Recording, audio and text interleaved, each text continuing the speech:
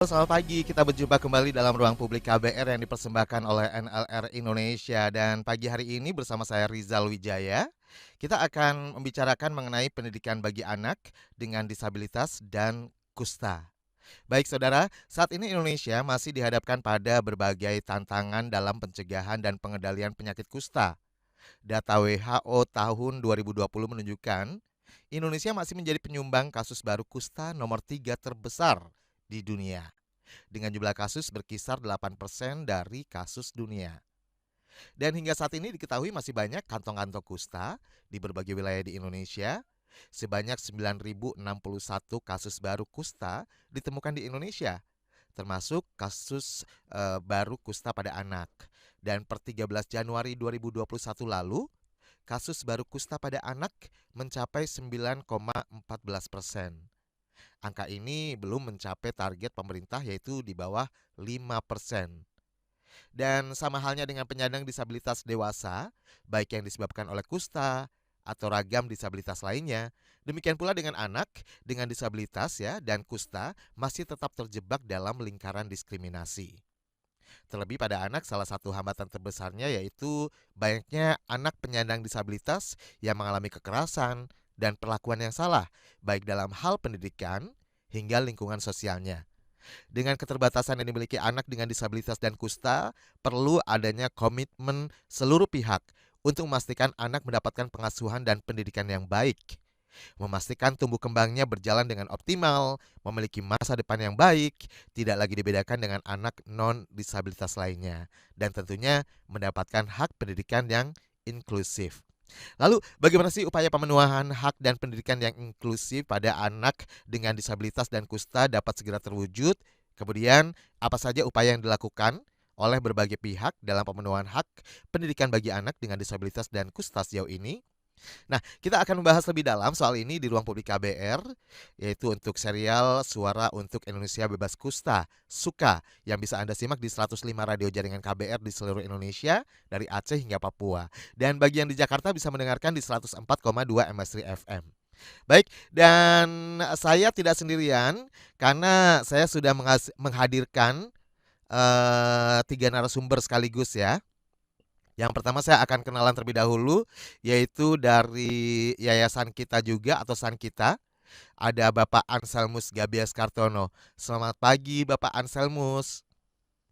Oke, selamat pagi Bang Rizal, selamat pagi para pendengar Sehat selalu ya Radio Bang. KBR di seluruh Indonesia. Sehat selalu Pak Anselmus. Sehat Pak, sehat Bang, Baik. sehat. Kemudian yang kedua, saya juga akan menyapa Bapak Frans Patut SPD, Kepala Sekolah SD Negeri Ranggawatu, Manggarai Barat. Selamat pagi Pak Frans. Ya, selamat pagi para pendengar dimanapun berada. Iya. Dan maaf ya kita pagi-pagi udah mengganggu waktu Pak Frans nih. Ini Ya, tidak apa-apa. posisi lagi di sekolah ya. Lagi di sekolah. Baik. Ya, berikutnya saya juga punya adik kecil. Ini keren ya pagi ini. Jadi talk show-nya menghadirkan narasumber lintas generasi gitu ya boleh dibilang ya.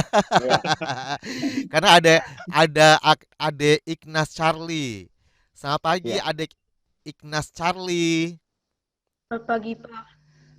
Ignas, sekarang kelas berapa Ignas? Kelas 5, Pak. Kelas 5, keren banget. Baik, Ignas Charlie ini selaku anak berkebutuhan khusus yang nanti juga akan berbagi cerita ya Ignas ya, boleh ya? Boleh, Pak. Jadi sekolahnya di SD Negeri Ranggawatu Manggarai Barat ya, Ignas. Iya, iya, Pak. Siap. Baik, dan yang pertama mungkin saya ke Bang Anselmus terlebih dahulu ya, Bang Anselmus. Iya Pak, iya Kita Bang. kita boleh kenalan terlebih dahulu dong. Pendengar kan belum banyak yang tahu nih mengenai yayasan kita juga atau San Kita.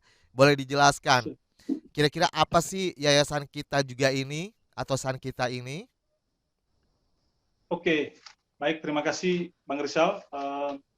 Yayasan kita juga merupakan salah satu organisasi sosial yang bergerak di pemberdayaan penyandang disabilitas di Kabupaten Manggarai Barat.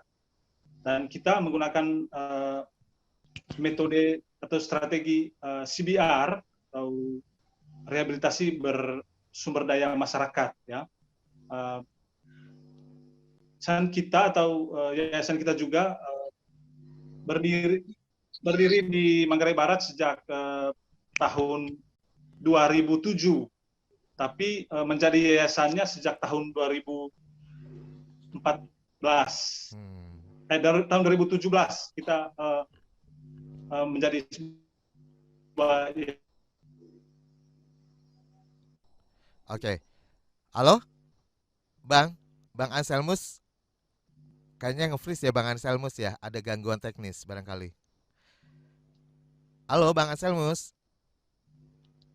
Ya, nanti kita lanjutkan lagi ya, cari tahu lebih dalam lagi mengenai yayasan kita juga atau San kita.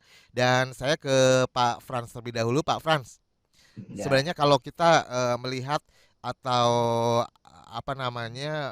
mungkin selama ini memperhatikan gitu ya, anak dengan disabilitas. Ini apa yang mendorong Bapak dan sekolah khususnya SD Negeri Ranggawatu Manggarai Barat dapat menerima anak disabilitas dan menjadi sekolah inklusi? Ini seperti apa, boleh diberikan penjelasannya ya? Karena kan memang bukan hanya untuk ini kan sekolah SD negeri gitu ya Pak ya? Tapi juga ada beberapa siswanya, salah satu adalah Ignas Charlie. Ini menjadi siswanya ya Pak ya? Ya, betul. Baik. Sementara Ignas Charlie, seperti kita ketahui bahwa Ignas Charlie ini salah satu anak berkebutuhan khusus. Nah, boleh dijelaskan nih? Ya, memang dasarnya kita bahwa di Undang-Undang Dasar 1945 pasal 31 ayat 1 itu menyatakan bahwa setiap warga negara itu berhak mendapatkan pendidikan.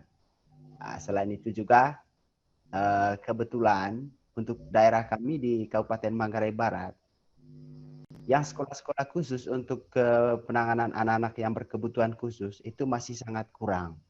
Apalagi kalau di setiap wilayah, di setiap kampung itu terdata banyak sekali siswa-siswi atau kategori anak usia sekolah itu kita kategorikan sebagai siswa berkebutuhan khusus. Hanya untuk menampungnya siswa-siswi ini, apalagi aksesnya dari kampung ke sekolah yang SLB misalnya itu sangat jauh, sehingga kami termotivasi untuk menyelenggarakan yang namanya pendidikan inklusif di sekolah negeri. Ya, selain itu kita juga sekolah ini sejak lama sudah bermitra dengan San kita, dengan Pak Ansel, sehingga dari San kita juga mendorong sekolah ini untuk menyelenggarakan yang namanya pendidikan inklusif, sehingga sekolah kami ini menerbitkan SK penyelenggaraan untuk penyelenggaraan pendidikan inklusif itu berdasarkan dorongan dari San kita juga salah satunya, ya. Sehingga pada tahun 2017 sekolah SDN Ranggawatu atau sekolah kami ini sudah pemerintah sudah mengeluarkan SK untuk menyelenggarakan yang namanya pendidikan inklusif di sekolah ini. Baik. Ini menarik sekali ya. Jadi di Manggarai Barat ini sebenarnya ada SLB ya Pak ya. Cuman karena aksesnya mungkin terlalu jauh gitu ya. Pada akhirnya yang melatar belakangi SD Negeri Ranggawatu Manggarai Barat menjadi sekolah yang inklusif gitu ya. Menerima dari segala kalangan, semuanya tidak ada batasan, tidak ada diskriminasi gitu ya Pak istilahnya ya. Ya, betul. Baik. Halo Pak Ansel. Pak Ansel sudah terhubung kembali. Tadi terputus ya Pak Ansel, mohon maaf ya. Ya Bang. Baik, ini kalau ingat Manggarai Barat jadi pengennya ke Labuan Bajo deh. Ya, deket ya? Bang, ditunggu Bang. Deket ya dari Labuan Bajo ya? Dekat Bang. Dekat, oke ditunggu. Kalau Pak Anselnya di Labuan Bajo itu. Oh Pak Ansel di Labuan Bajonya. Kalau kita agak jauhan dari Labuan Bajo sekitar 30-an kilo. Mudah-mudahan besok NLR bisa datang ke Labuan Bajo, kita bisa ketemu ya. Oke. Amin Bang. Baik, Pak Ansel, boleh dijelaskan? Ini salah satunya adalah SD Negeri Manggarai Barat ini, Ranggawatu Manggarai Barat, akhirnya bekerja sama dengan yayasan kita juga atau yayasan San kita gitu ya. Ini awalnya bisa dijelaskan nih, kira-kira apa yang melatar belakangi akhirnya lembaga atau yayasan kita juga atau San kita akhirnya tertarik atau concern dengan hal ini? Baik Bang, kita tertarik mempromosikan pendidikan inklusif itu karena banyak hal yang kita temukan ketika kita berkunjung ke desa-desa dampingan kita. Ya, anak-anak sebelum kita promosi pendidikan inklusif itu banyak anak-anak berkebutuhan khusus ya. Itu banyak yang putus sekolah atau banyak yang istilahnya setelah sambut baru ada komuni pertama kalau di agama Katolik itu. Setelah itu mereka sudah tidak mau sekolah. Kemudian bahkan ada juga yang sudah usia sekolah tapi tidak didaftarkan oleh orang tua atau keluarga ke sekolah.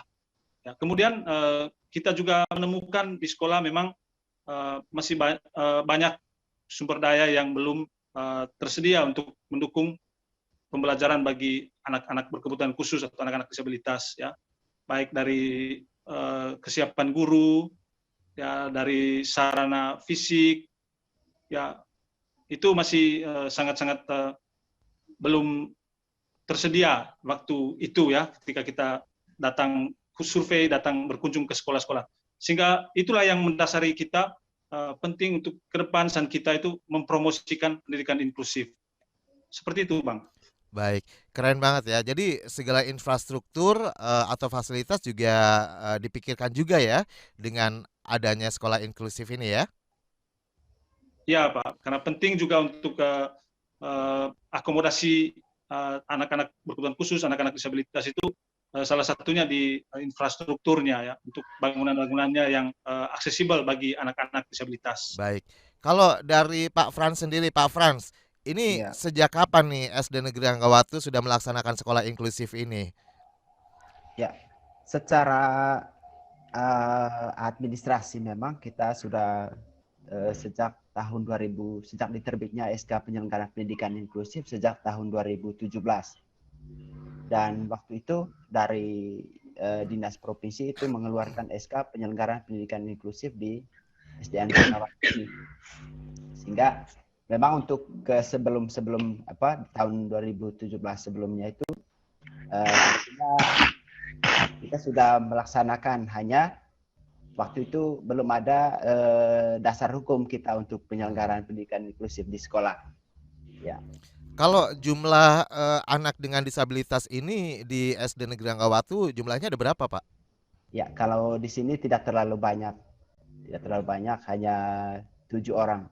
Oke, 7 orang udah oke banget itu, Pak. Ya, ya. Karena belum tentu juga sekolah-sekolah negeri yang lainnya juga inklusif seperti SD Negeri Ranggawatu Manggarai Barat seperti itu ya. Iya, betul. Baik. Dan Ade Ignas, saya manggilnya Ade Ignas saja ya. Ignas Charlie. Wah, ini kayak penyanyi loh, Ignas Charlie loh. Kayak vokalis band gitu ya, Charlie. Weh. Ignas seneng nggak sekolah di SD Negeri Ranggawatu Manggarai Barat? Senang, Pak. Senang. Ini siapa sih pertama kali yang akhirnya ngajakin Ignas untuk sekolah di SD Negeri Ranggawatu Manggarai Barat ini? Orang tua Yuk. menyarankan gitu ya. Ignas, kamu sekolah di SD Ranggawatu ya, seperti itu ya. Iya, Pak. Oke. Nah, kira-kira nih gimana respon atau perlakuan teman-teman Ignas selama ini? Ini Ignas kan udah kelas 5 ya. Dari pertama masuk nih kelas 1 jadi anak baru. Pernah nggak misalnya Ignas diledekin gitu sama teman-teman yang lain atau gimana? Pernah, Pak. Pernah. Iya. Tapi sekarang udah enggak ya? Yuk. Oke, karena Ignas walaupun pernah diledekin gitu ya, dibecandain sama teman-temannya, tapi Ignas selalu semangat seperti itu ya. Yuk. Gimana cara menghadapinya kalau ada teman-teman yang ledekin Ignas waktu itu? Boleh diceritakan? Iya, Pak. Gimana cara ngadapinnya Ignas?